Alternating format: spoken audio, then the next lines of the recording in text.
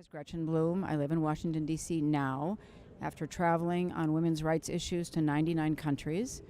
I was a strong Hillary Clinton campaigner and fan. I saw her in Beijing in 1995 for the first time when she proclaimed women's rights are human rights.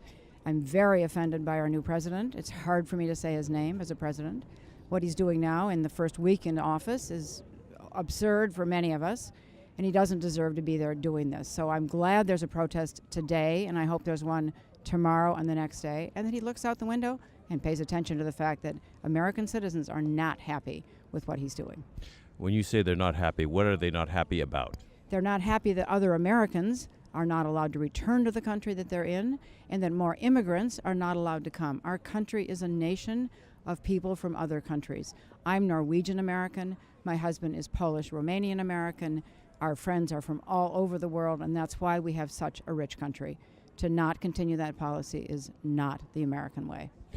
So would you say that America first, when you put American interests in front of all other interests, is not an American way? It is not an American way. It is a nationalistic, narcissistic, Trump first way to go, and it is not our way.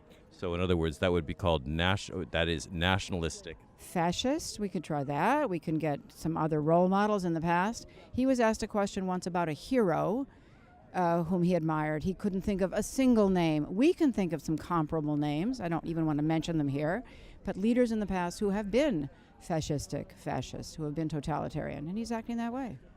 It's not the American way. We vote, I didn't, but some people voted him in, and this is not the will of the people. This is what this poster is all about. We, the people, are not supporting what he's doing. So the Trump administration says they're just trying to protect Americans from terrorists. Isn't that all he's trying to do? All of the reports indicate that people who come in as immigrants are the least terroristic.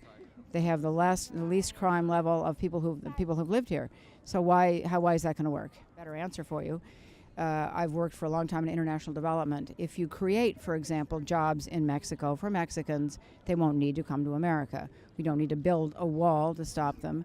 The same thing with Iran. We've worked very hard diplomatically to create a better relationship with Iran. It's a very sophisticated country. The kind of actions he's taking right now will provoke people because they're angry, and they should be.